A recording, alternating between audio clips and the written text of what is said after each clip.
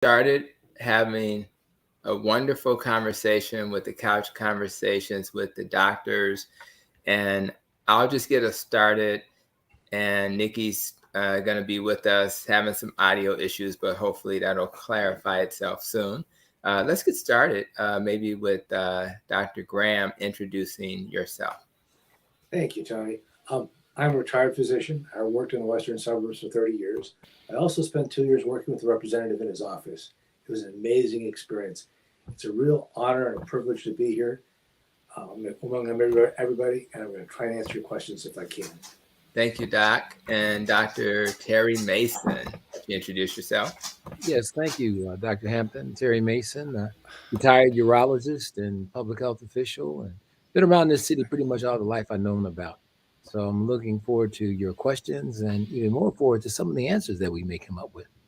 Absolutely. And I'll introduce myself. I'm Dr. Tony Hampton, family doctor, obesity doctor, training in nutrition and functional medicine. Always interested in teaching anybody that will listen the benefits of understanding why they get sick and what we can do to help them. So I really always enjoy spending some time away from clinic in front of you guys as we try to answer any of your questions. And we'll then transition now to Representative Danny Davis and let him introduce himself as well. Well, let me thank you all for being a part of this discussion. Let me thank all of those who are viewing and listening. This is a very exciting week for me. And one of the reasons, there are a lot of reasons, but this week, we are going to mark up the Catholic Jackie Walarski home visiting program. We're naming it for her. But I'm going to tell you a little bit about it, and then why we're naming it.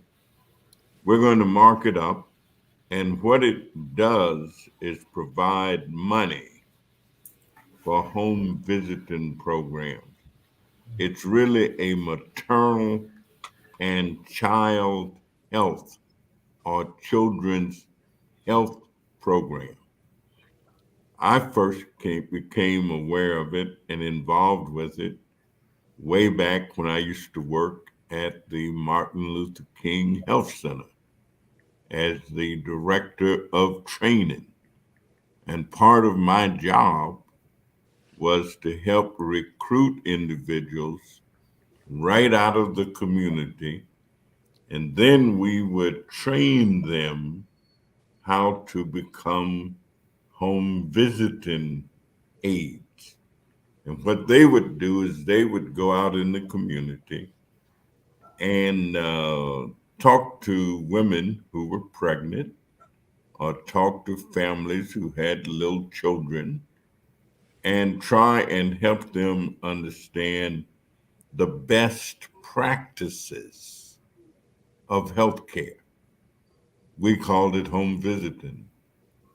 It came back into play years later, but we had been doing it back in the early 1970s when I worked at MLK. And so MACV has been around for a while. The program that we're going to build with, that I'm going to introduce, uh, will increase. Right now, we fund it to the tune of $400 million a year. We're going to increase that funding by 100 million for next year, for 2023. We're going to kick in 100 million additional dollars to that program. And we're going to keep doing that until 2027. It's a 5-year reauthorization. And by then, we expect to have $800 million in that program. meaning that we're going to double the amount of the money. Of course, we put $6 billion into it when we did the Affordable Care Act. And that was a tremendous boom for low, sometimes people who don't have as much knowledge and as much understanding as others do, people who haven't had the same privileges. And so, as far as I'm concerned, for low and moderate income, especially young women, it is going to be a tremendous boost. So obviously that excites me. We look forward to it. And we're naming it after Jackie Wolarski because she was my counterpart.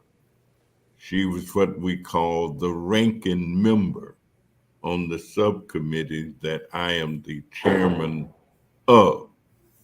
And of course, she and two of her staff members were killed in an accident a few weeks ago. But we credit her because she laid the foundation to get the Republicans on the committee to agree, for the most part, with what we're going to be marking up on Wednesday. And so McV got me excited this week, and I expect that we're going to pass it because we have not total agreement, but tentative, basic agreement with both Democrats and Republicans that this is something we need to do. So I'm excited and ready to roll. Thank you for sharing that, Congressman. The need to provide resources to the women in our community is so vital. They are the pillars of our community. So I really am excited about hearing about that and appreciate all you're doing to provide those resources to them. We do have Dr. James Miller who has joined us, so maybe he can introduce himself before we get started. Yeah, good evening, everybody. Happy to be joining my esteemed colleagues and being able to participate on this forum that's being provided by Nikki and the congressman. And just want to say, happy to be here tonight, and hopefully we can say something that will be useful. Thank you, sir. So again, just a reminder, guys, Nikki was having some audio issues where she couldn't hear us, so she decided to work on the audio. I see we do have Virginia Knight saying good evening, and we appreciate that. Audrey saying good evening as well, and a Facebook user whose name's not available, good evening, and then Nellie Parnell King and Melanie saying good evening. So I'm really excited that you guys have joined us. And to get us started, I'll just kind of explain why I wasn't here last week. And it was actually for a good reason. No, I'm not. An exciting reason, because the reality is doctors are busy, but they are busier when they're working on additional educational endeavors, right? So for the last couple of years, I made a decision that I wanted to learn more about nutrition. So you may ask, well, Doc, you're a doctor. You know plenty about nutrition, right? That's what you may say. Well, the reality is the doctors on this panel, unless they would surprise me, did not get a lot of education about nutrition. And the reality is, if you look it up, if you just Google, amount of nutrition education the typical doctor gets, you may find, 19, 20, 25 hours of nutrition. And most of that education was trying to teach us how to feed people when they were unable to feed themselves. Most of that education was trying to tell us what is vitamin A, what is vitamin D, but it wasn't really practical. If somebody comes to me and say, Doc, what should I be eating, right? it didn't really help us answer that question. So I recognized after I took a personal journey to learn about nutrition that people weren't really healing unless they let food be thy medicine, right? So I decided, you know what? If I'm going to honor that Hippocrates statement, then I need to learn how to teach people how to eat well. And so that led me on a journey to say, well, where am I going to get my nutrition education? And what I found is that some of the models of nutrition education didn't really suit my personal interests. But I did, because I was all about how do I determine why people get sick so we can heal them. So what I ended up doing is I found University of Western States virtually, because of course I couldn't travel to Oregon. And I was able to get a nutrition and functional medicine master's. Now, the question is, why functional medicine? And the reason why is because Western medicine is different in that what we try to do in Western medicine is somebody comes to us and we try to figure out what organ is, broke, and we want to fix it. And we generally fix those organs by taking care of their symptoms, and we do medicines, procedures, and surgeries. What I like about functional medicine is that they have a different approach. Instead of looking at the organ, they look at the organism. They look at the entire person, and they look at the system. So they say, well, the heart is kind of working because there's hormones that affect it. And then you have the brain working to make sure it's beating properly. So we have to think about the entire system as we try to heal a person. And we're talking about physical, we're talking about mental, we're talking about emotional, and we're talking about spiritual. So, and if you think about this nest that I came up with, a lot of that was rooted in understanding that I can't just focus on nutrition. So I really feel fortunate in that I had a chance to learn how to heal people primarily with lifestyle changes. And of course, sometimes you got to go to the supplements like the turmerics and things like that. And of course, you sometimes have to use complementary therapies. I did not learn about acupuncture in medical school. I did not learn about chiropractors. In fact, we thought chiropractors were kind of on the quacky side because we didn't have the respect. Now I have patients who I send to chiropractors who did not get better with the orthopedic doc, who did not get better with the neurosurgery, who did not get better with the physical therapist. And all of a sudden, the chiropractor was able to work through that person's problems in ways. Maybe it was through massage, maybe it was through alignment.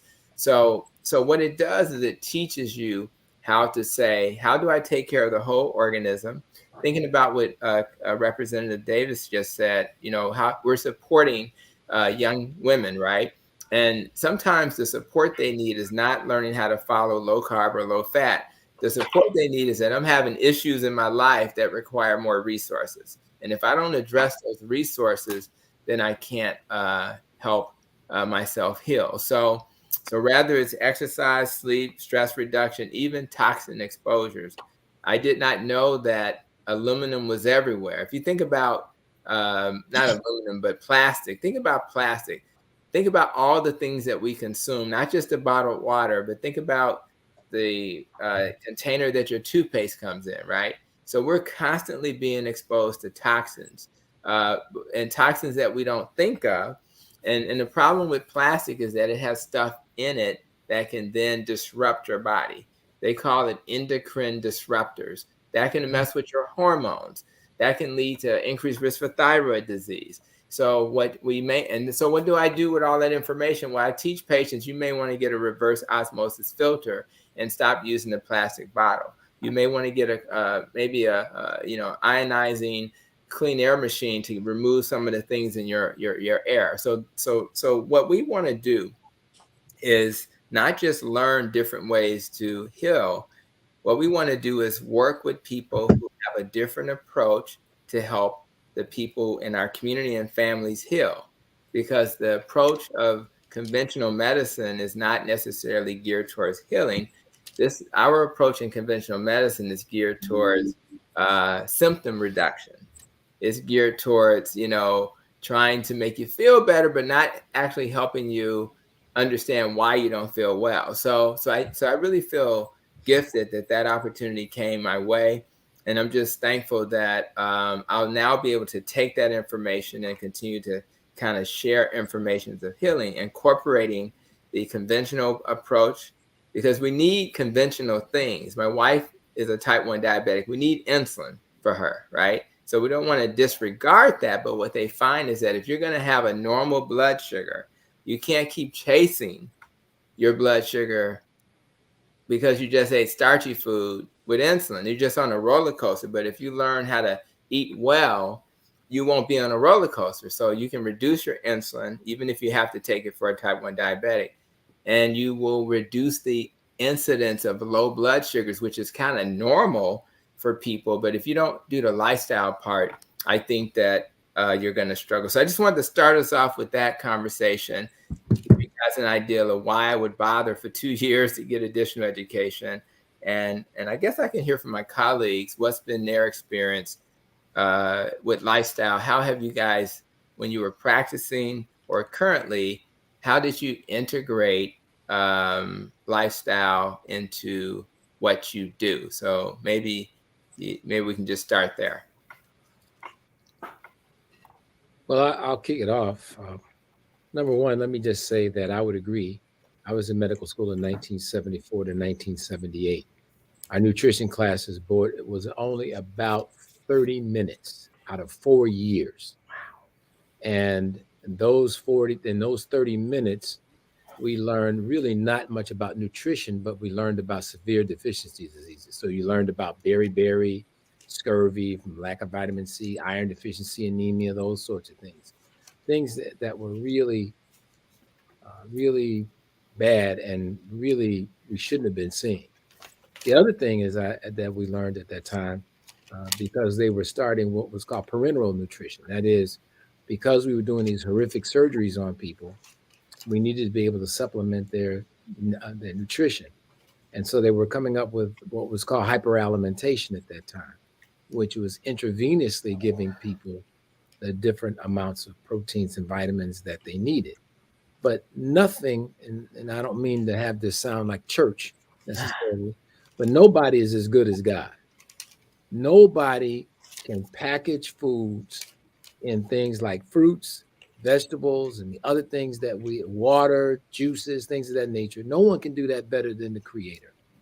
And so if we really want to think about how we begin to heal ourselves, first of all, there's 2 things you have to do. People always want to get they always call up to me about what's a good detox diet. I say the first thing you need to do about detoxing is stop toxing. Right. In other words, stop putting the bad stuff in first. Then we can work, and the body's does a pretty good job with a little help and getting rid of the rest. But we need to understand, and we didn't understand the role of inflammation and the role that inflammation played in many of the diseases that we call other things like heart disease or peripheral vascular disease or even kidney disease and things of that nature. So we can talk more about that. And I'm certain my other colleagues have things they would like to add to this conversation. But it's one that I've now taken on as my total retirement kind of activity. And prior to that, when I was at the health department, we sponsored several meetings with people representing nutrition from different points of view.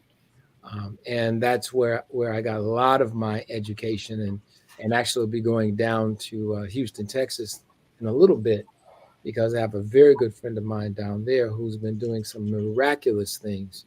He's a cardiologist on the staff of the Texas Heart Institute, but he's also an electrophysiologist. That is, he deals with people with abnormal rhythm. But what he's been able to show with proofs, a lot of people make claims, but in God we trust. All others must have data. And so this gentleman when he talks about he's improved someone's congestive heart failure, he has their ultrasounds and their ejection fractions calculated. So we have hard data. And that's the one thing that we didn't have a lot about with nutrition at first, was that kind of hard information, because it wasn't what the people who were doing it were trained to do. Not that they were being negligent or anything, it just wasn't what they were trained to do. So I'll stop right there. Thank you for those comments. And I'll just say, thankfully, the studies that were done in the past, which were not really well done studies that were randomized controlled trials, we are starting to get that in nutritional science.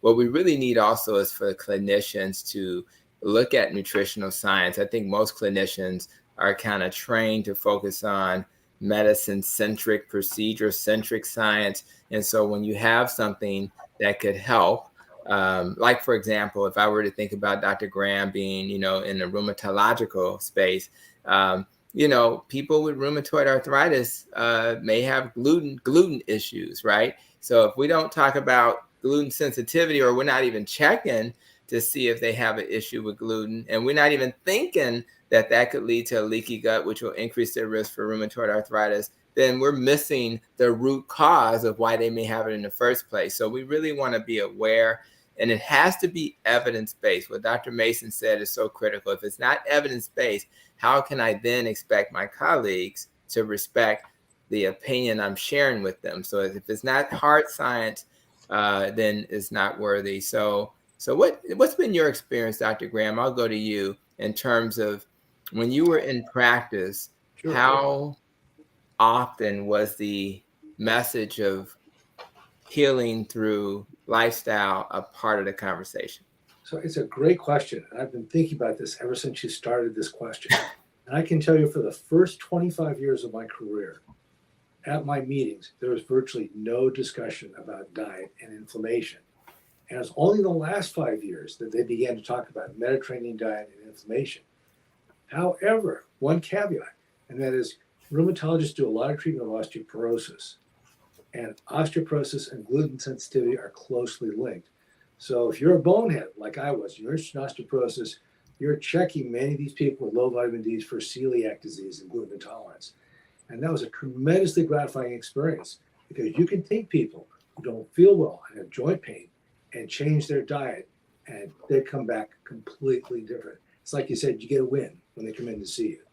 So there wasn't much, but it has changed dramatically in the last 5 years.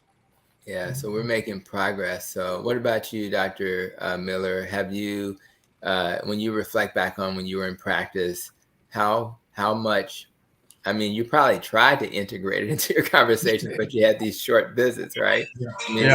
Yeah. So how was it for you? What was your experience like? Well, I mean, when I started practice, I mean, the knowledge that I had was really the traditional knowledge. That's right. How do I intervene in these processes that are going on?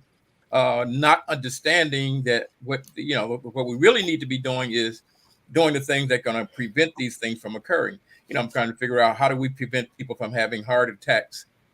Not necessarily by addressing the things that cause heart attacks, but what kind of medication, what kind of other things that we can do. And as we progressed over time, and during my practice, I became aware that waiting till the tire go flat to fix it is not really the answer here.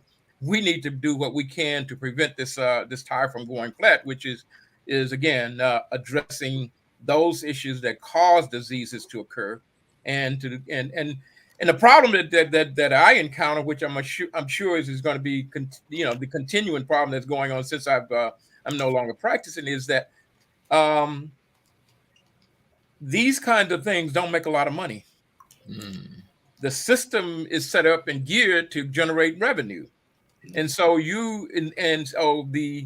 the things that generate revenue often are part of the problem that cause people to eat and to do things that are harmful to them. And so we got to really, so really, what I've come to recognize is that we have a real big education process that we need to begin in terms of once we get this data together, get all that together, is really re-educating the people. The people have been taught to eat whatever they can that tastes good, that make them feel good, not necessarily about what's going to help to make them healthy. That's going to be the great issue. Just having the answers. Now you got to get the people reprogrammed in terms of thinking how they eat, because we've been taught to think to eat what tastes good to us. And that's obviously is a big issue, and so that's really the individuals who are who are selling food really focus on those kinds of things, because that's what really sells. Fat tastes good, so they sell fat. Sugar.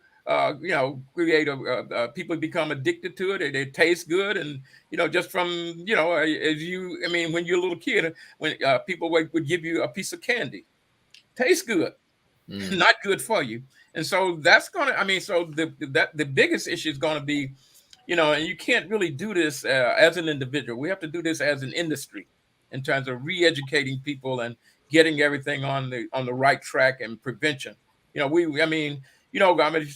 When I first started practice, I had a patient who came to me because he was having symptoms of peptic ulcer that was not controlled. And at that time, we were really it was the beginning of it. Tagamet may have been available. And so this guy had a job, and he, so he we wanted to get an EGD done. And so when I called to try to get that set up, everybody said, "Well, we can't do that on outpatients. He gotta be admitted." So I said, "Oh, that don't make any sense."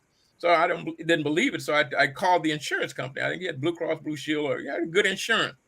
And then they verified that no, we can't do an EGD on a as an outpatient. The patient got to be. So I said, what kind of sense does that make? So you're going to pay for the EEG, but you also want to pay for the patient to lay on a bed when he has a bed at home, and he doesn't need that bed. He doesn't need people waiting on him.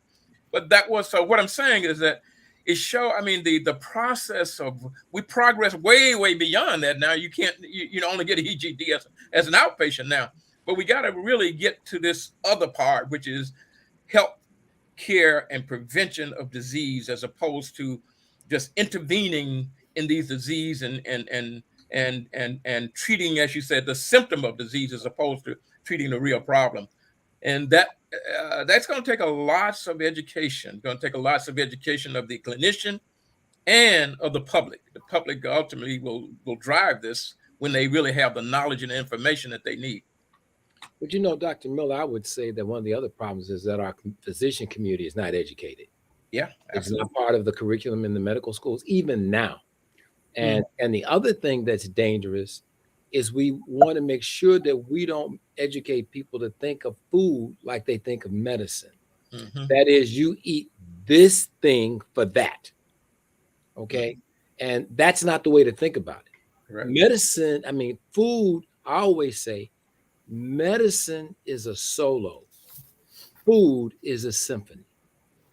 And when you eat eat the right foods in the right relationships and the right amounts and what have you, you get the synergistic effect of the right foods together.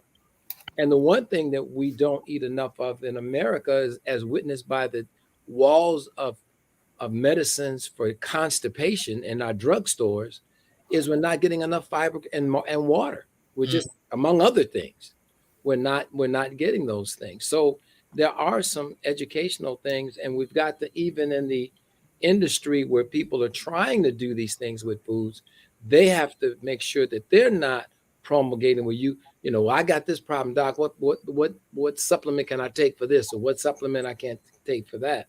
Well, a supplement is just that. It's a supplement. It works with something else usually.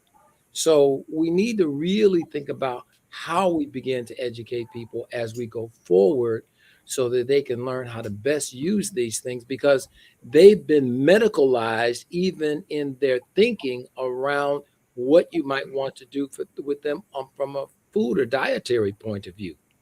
They've been medicalized thinking, well, if I eat these things, that'll take care of this problem. And that's not the case. When you eat the right things and the right relationships, it takes care of a whole lot of things all at the same time. Absolutely. Yeah. Absolutely. Even when you start to, as a society, we are symptom connected. You know what I'm saying is that, I remember there were people who I recognized that they had an issue as patients, and they say, "Well, I don't feel anything. I'm fine." So they're dealing with symptoms. If I don't have symptoms, I don't have and so people are used to the process of having symptom to mean that something need to be done differently, something need to be changed, and we have to get, as you say, we have to get beyond that point, because that isn't once you have the symptoms, you got a problem. A Yes, problem is that has progress to the point that it's significant and it's caused a significant damage. And the whole concept should be to not to get to that point, avoid the kinds of injuries and damage to the various system that will produce symptoms. I love all of this.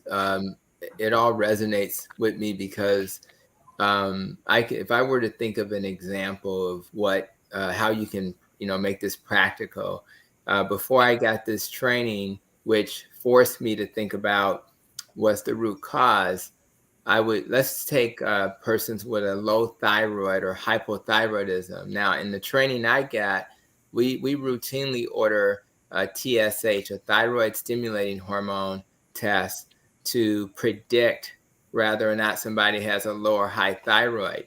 I later learned that the test that we're using did not diagnose everybody. That was the first problem.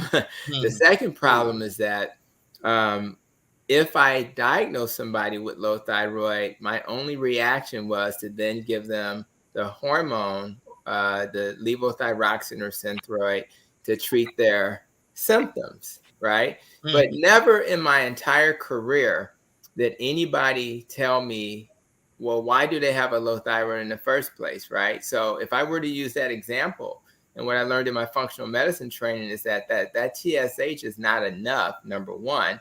The range that they give you, a 0.5 to a 5, is too wide of a range, number two. And so what they do in functional medicine, they'll narrow the range to like maybe 1.5 to 3. Because if you're at a 1, even though you're not technically at a low level, which would be hyperthyroid, there's Houston, we still have a problem. There's something going on. And if the number is like over 3, 4.5, and you're not quite at the criteria for hypothyroid, you're pretty much going to end there. So now I order a free T3, a free T4, reverse T3. And by the way, the number one cause of hypothyroid is Hashimoto's thyroiditis, which is an autoimmune disease, for Christ's sake, excuse my French. And so what happens is, well, why do you have an autoimmune disease? And going back to what we just said about rheumatoid arthritis with Dr. Graham, well, maybe there's an issue with your gut, and maybe you have a leaky gut. And well, why do you have a leaky gut? And you try to figure out, okay, maybe the gluten caused the leaky gut. So maybe if we fix the gluten problem, maybe we'll have less problems with our thyroid. So again, it's all about reframing how we approach this. And what Dr. Mason said is so critical. The problem with healthcare in this country is that we look for the magic pill that's that magical chemical that's going to fix everything. But the human body does not work this way. Your human body is all interconnected. So if I give too much of a serotonin for depression, it may help the mood a little bit, but guess what? It's going to be toxic and cause other problems. It's better to treat the whole person. And so when I get a person in front of me with a thyroid problem, I'm always trying to heal. Let's talk about exercise. Let's talk about sleep, because not enough sleep, too much stress is going to hurt your gut too. That can increase your risk. So what you do is you start to heal the whole person. The magic of doing that approach is that when you heal the whole person, a lot of times symptoms, they heal. And you don't even have to, this is what's magical. Sometimes you never quite know what the heck was wrong with them. All you know is that they're better because you fixed their diet, you fixed their stress, you fixed the previous trauma they've been through, you fixed maybe their microbiome is off and you fix that. So if you fix all of those things, a lot of times people will heal. So if we change the paradigm to creating centers of healing instead of centers of disease, symptom treatment, there will be millions of people that will help heal simply by healing them with lifestyle. So I really love the fact that that's the potential. And again, what was suggested by Dr. Graham is that people are starting to think about that. I heard from my GI doctor a few weeks ago, they're starting to talk about probiotics in a way that they hadn't done before, et cetera. So I think we're making progress. And it's funny, we're going back to old remedies that we stopped using.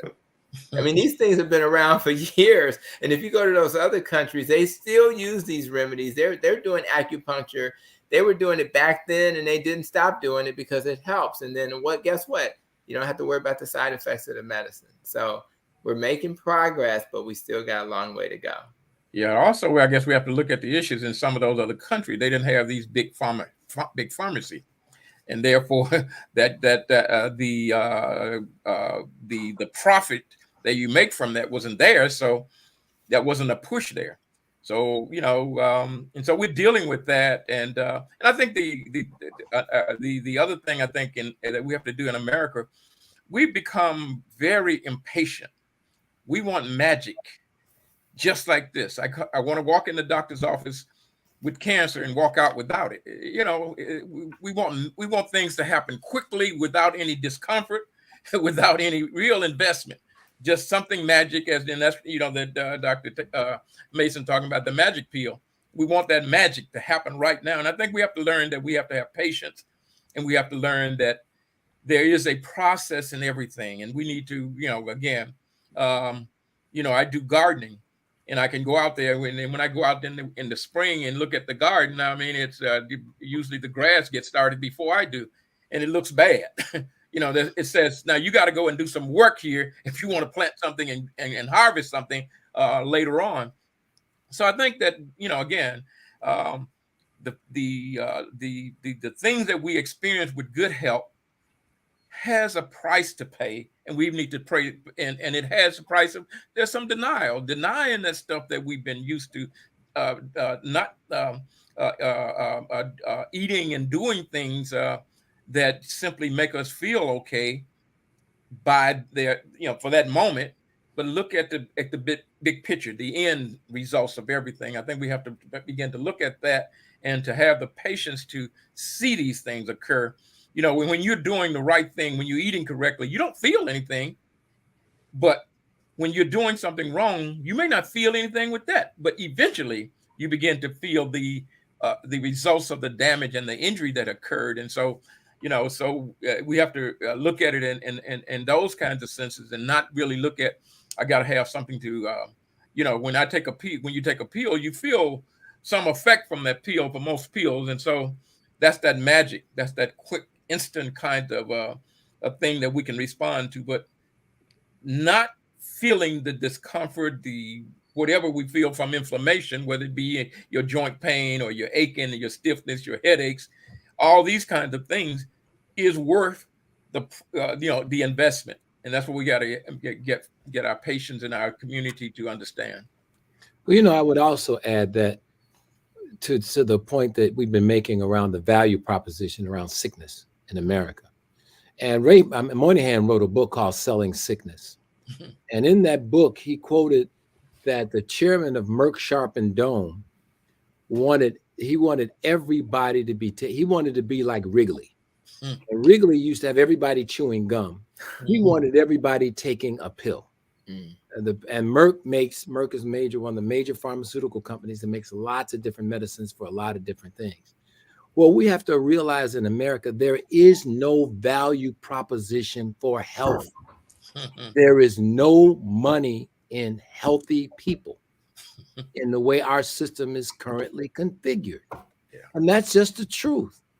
And so what we have to do, and we've got some people working on the inside to deal with this in terms of just being careful about the things that we're allowed to be sprayed on our produce or integrated into the seeds from a genetically modified situation.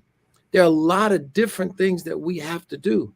And what we have to do, and when we look cross-culturally in other countries where they don't use a lot of the same things that we do, the pesticides and some of the other stuff, and I understand the reasoning for that, but at the same time, we've got to look at the total cost of what these things do.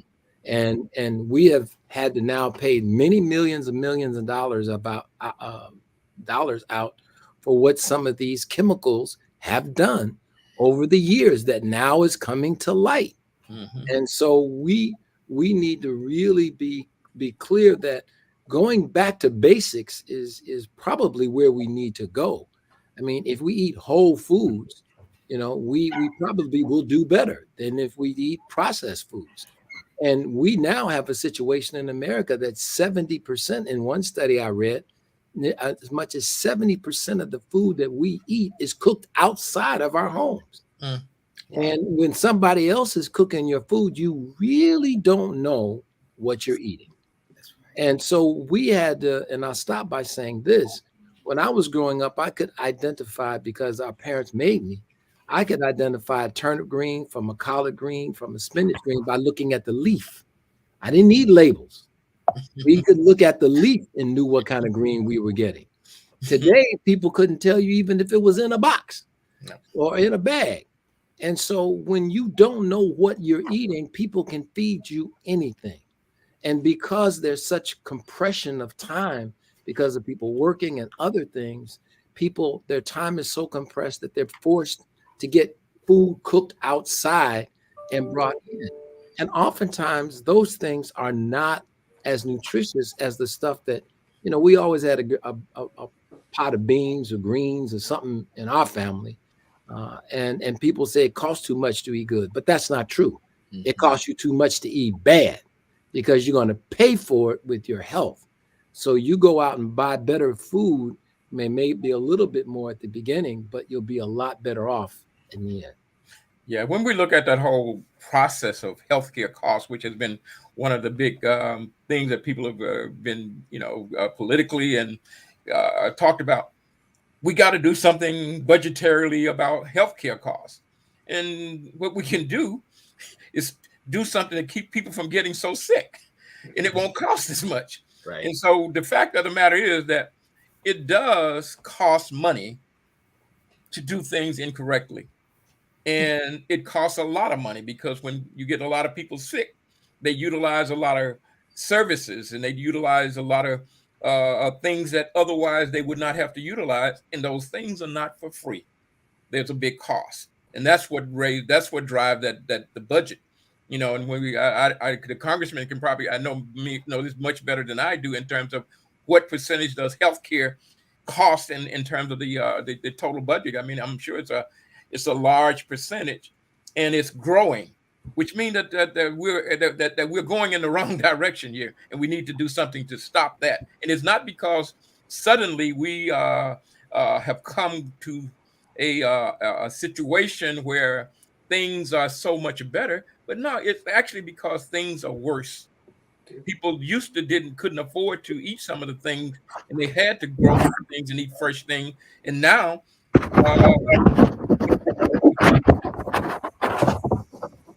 we have a situation where people are eating the wrong things. Yeah. Yeah. I wanted to comment. I'm actually going to direct my comment to Congressman Danny Davis. There's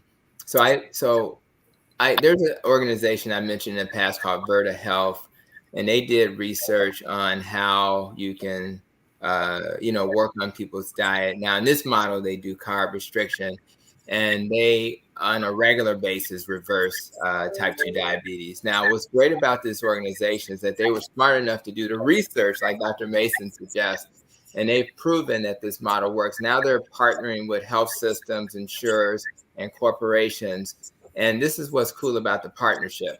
They do not get paid until the patient reverses their diabetes.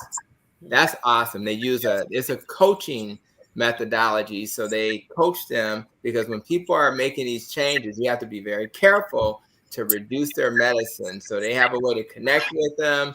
They know what their sugars are. Okay, your sugars are really low. Let's reduce the insulin. Let's get you off this metformin, whatever. And they don't get paid until they show success. So imagine, Congressman, living in a world where health care providers are at a minimum incentivized to heal people. And with that way of healing, okay, if you do a good job, and they kind of do a little bit of this with Medicare Advantage, people with Medicare that's in the HMO model. If you really take care of people well, you will be able to then have more resources to create more programs to help them heal, which kind of feeds itself. So I guess my question, am I living in a twilight zone, or am I being too optimistic to imagine being in a country where the clinicians are kind of partially at minimum or just compensated by getting the results that lead to wellness? Or is that just a farce for me? So is that a vision that's realistic to you, Congressman? No, I think quality of life is a driving force. And I believe that you can construct outcomes. You know, there's something called built in obsolescence. When automobile makers make a car, they design it to last so long. Right. And they could design it so that instead of lasting 10 years, they could make it for 20 years. Right. But then of course you reduce the need for labor force. And I think that the thinkers of our time think of what it is that society as a whole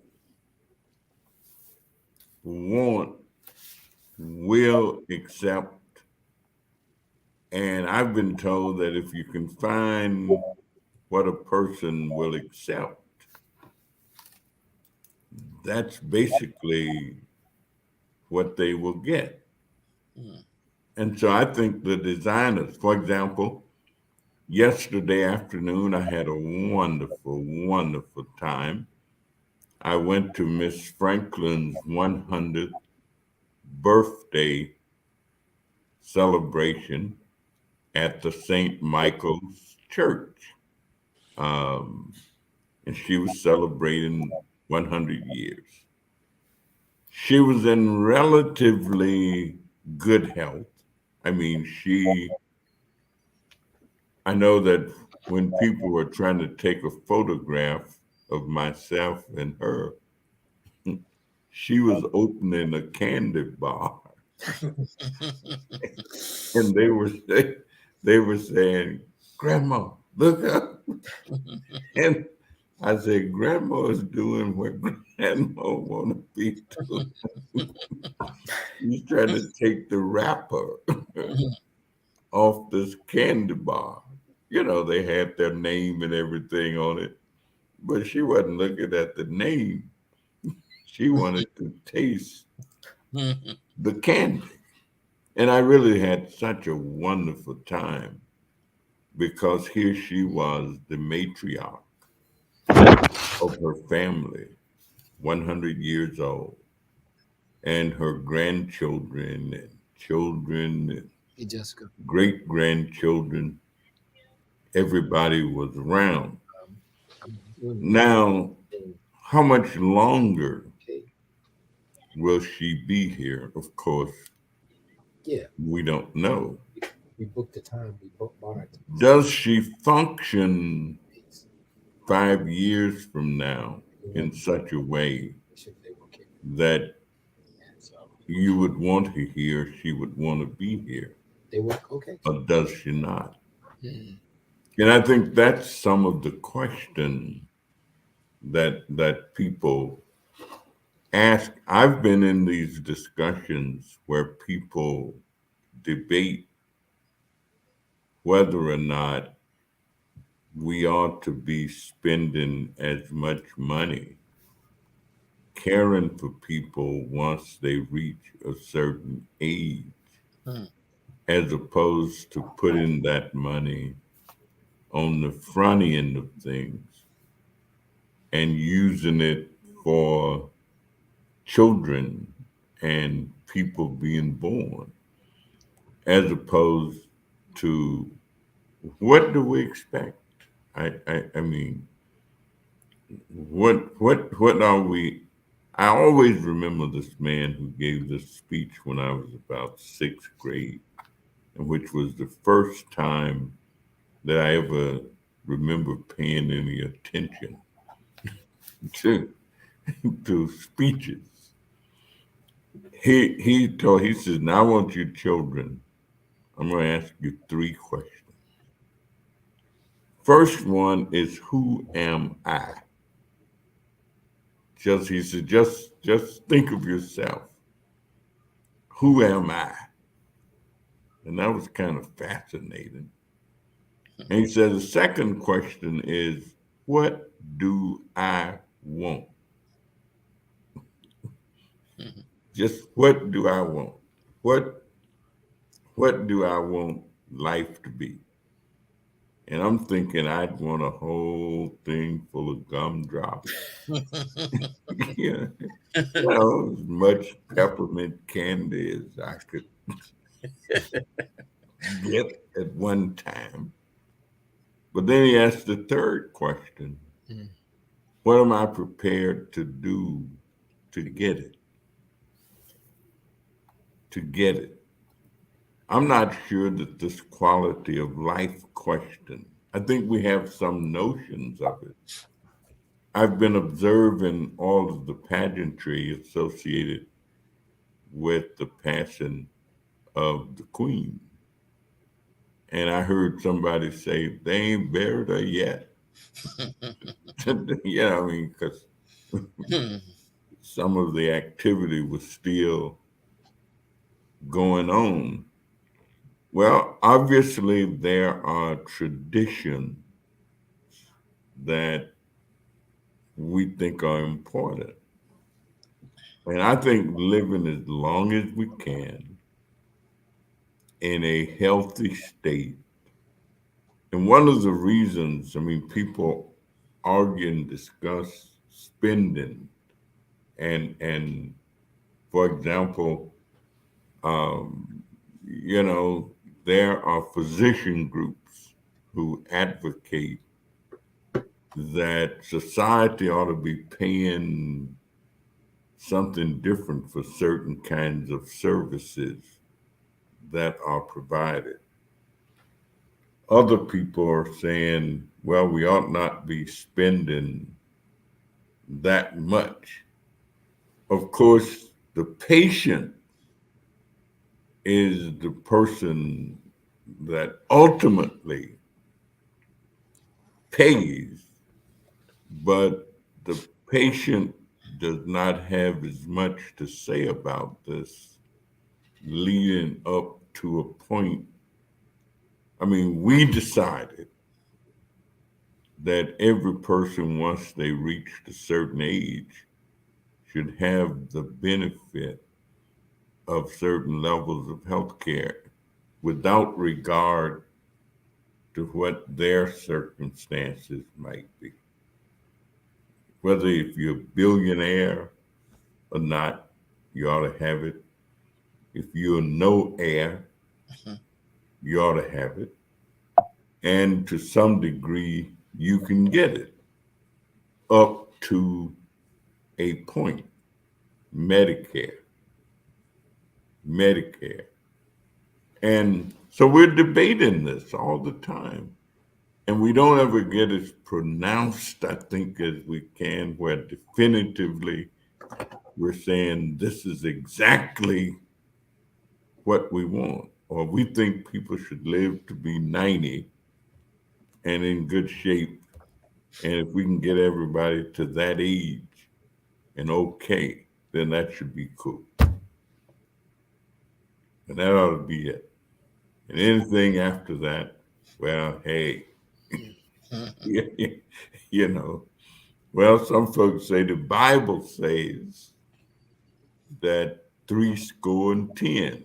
I mean, for those who believe in the Bible, that one should live to be three score and ten. That's 70 years.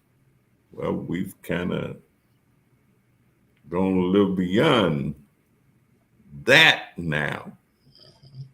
But I don't know any people saying, I've gone beyond what the Bible predicted or suggested. Some of them give some of mine back. So I've never heard anybody say that. So I think this debate is going to go on Yeah. for some time. Yeah. In terms of what quality of life are we expecting. And if that's what we're expecting, then we also got to be willing to pay for it. Cool. So I really appreciate your comments. I think that as we're kind of getting close to wrap up time, I think it's important we all reflect that our current system is going to have to be continuously improved upon. One thing but I'm okay with that. It's just like a marriage. It's just like how you raise your kids. It's just like being a good doctor. If you think you're really good at what you're doing, you're probably needing to look in the mirror and reassess that. We're always in need of continuous improvement. And if we can put our heads together and continue to do that and have some ideal state we're striving for, which we'll probably never reach. We'll probably never reach our Yvonne, we never reach that ideal state. But as long as we're moving towards it and we're recognizing that we value everybody from the baby all the way up to the 100-year-old that you celebrated, I think that's going to be the key. Now, I think we can start to wrap up with some final thoughts. I'm not sure if Dr. Maya is I see she's we got a nice background, but if you're able to unmute yourself, Dr. Maya, give it a shot. I was about to say it looked pretty good to me. I'm here. I don't know why, technology, just like the system I've heard you all talk about, it has its room for improvements. I'm totally here. I'm a Virgo, so I've been spending this time trying to figure out why is my face not on the camera. I don't know, but I am here. We had awesome discussion. I will final thoughts on this. Going all the way back. This is how long I've been here. Going all the way back to what Dr. Mason and Dr. Miller was saying. That means, what do we do as our tribe, right? Because before COVID, after COVID, before monkeypox, after monkeypox, all the way in between, we have to protect our tribe. And we talked extensively on this show about primary, secondary, and tertiary preventive health, the things we do to keep ourselves from even landing in the hospital, and that is the fresh foods, fresh vegetables. How do you know they're fresh? Learning how to grow them yourself, for a topic for next week, I don't know. I was going to ask Dr. Mason, Dr. Hampton, who knows about things that we're getting, I hear a lot of people getting into places community gardens where you join and learn to grow. Because that is, in my practice, as I'm talking to a lot of people tried this summer and it didn't work out because they, don't have the skill, and I'm asking for a friend. So this is a winter. This is a time to prepare some of the stuff we got to plant and learn. My final thoughts are, we can go through this together. Also, just like the health system, I'm ready to grow through this together. So super excited for what's coming. And I'll table that for next week. All right. Well, thank you, Dr. Maya. And thank you for the beautiful background. I feel like moving in and getting on the sofa, it looks beautiful back there. So thank you so much. Dr. Miller, what's your final thoughts for this evening? Well, I was going to, my final thought is basically in this discussion today, it seemed like we talked about doing the things that prevent the problem. And my thought simply is, think about, when we talk about accidents and those kinds of things, we talk about how can you do things to make certain or to help prevent accidents from occurring. So really, we need to look out and look at how we can prevent injuries to our bodies, not necessarily from the external thing, but from the things that we're putting in. And I think that if we begin to focus on those things and to mind them and to take care of avoiding that which injure us and adding to that which builds us up and to help to make us healthier, I think that's where we all got to begin to think, to look at, because Ultimately we talk about things that are the driving force is the dollar, but the dollar is still involved in that. If you don't take care of yourself, you got to spend more money fixing yourself after things have happened, and maybe you're not individually, but some of your individual wealth is going to go towards that. Yeah. Thank you. Those are great words. And again, you're preaching to the choir. Dr. Mason, your final thoughts for this evening. I think that what we do need to realize is that food is probably the rate limiting step for most every disease that we have.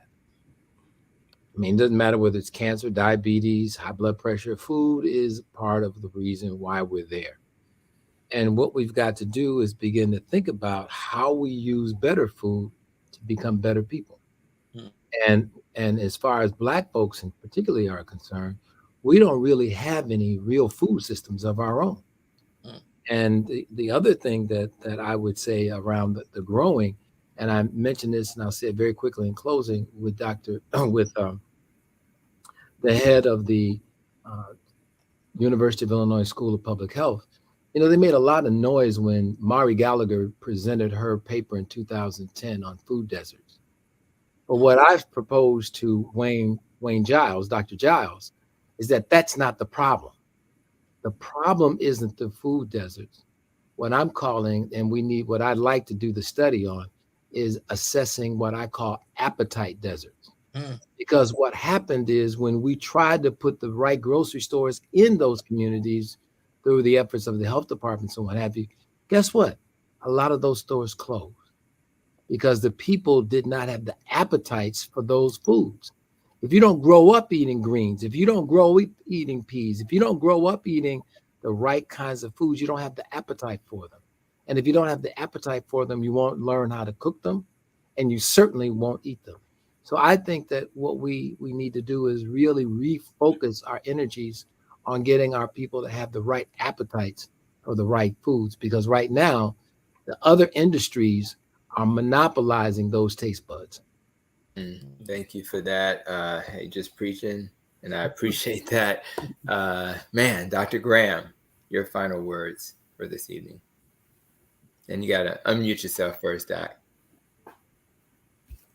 I just want to build on what Dr. Mason said, and that as doctors' educations change, the American diet has changed too. We were not beef eaters until after World War II.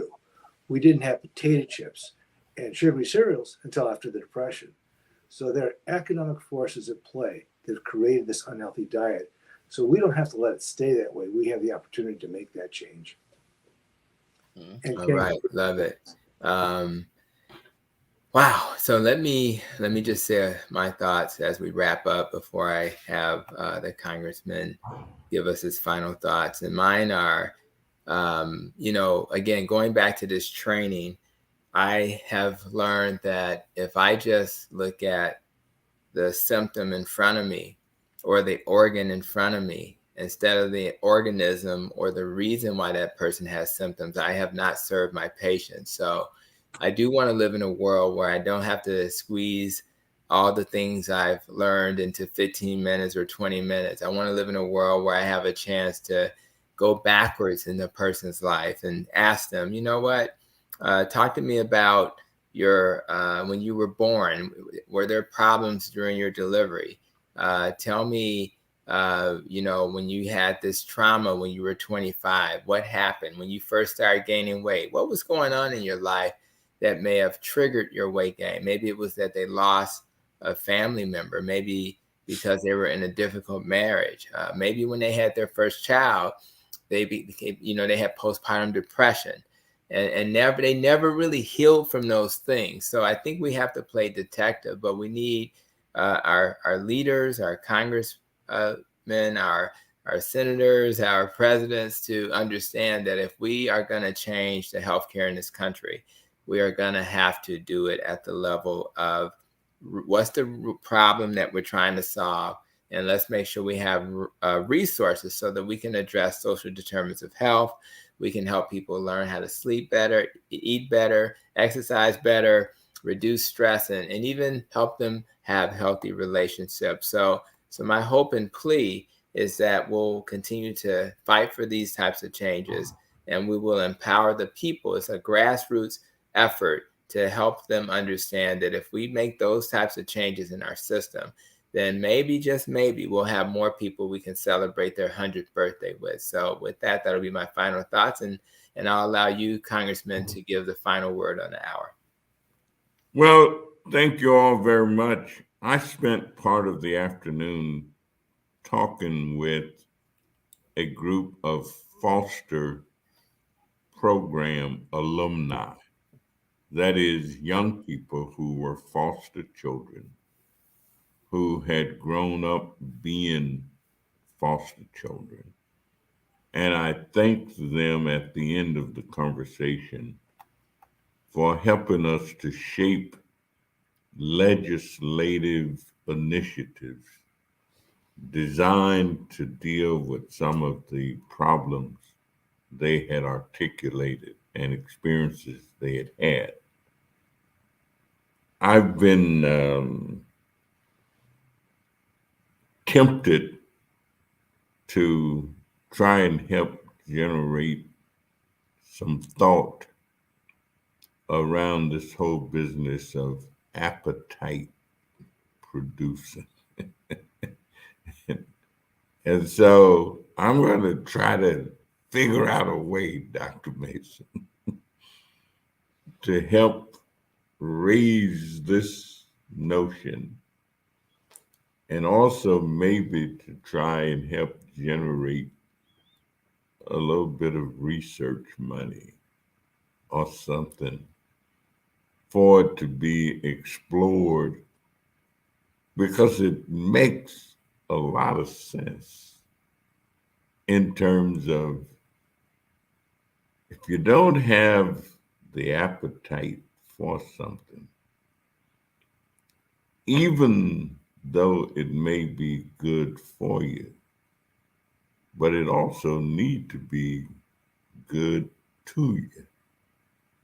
And it need to make you, like, I feel like I have not eaten today.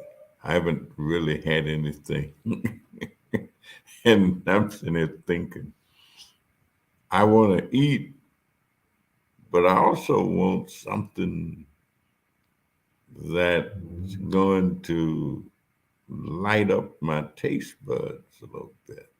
I mean, I got some stuff that I can eat, but I want to kind of feel good about doing it. And so this evening's discussion has generated within me a desire to explore in much greater intensity this whole notion of how do we get this appetite for certain kinds of things. So I thank you all for generating it. We'll have some think tank efforts on it and see if we can't generate a little money for some research to occur. So thank you very much. Great evening, great discussion. Thank you all. Thank you, Congressman. Hey, guys. Thank you. All right, so long.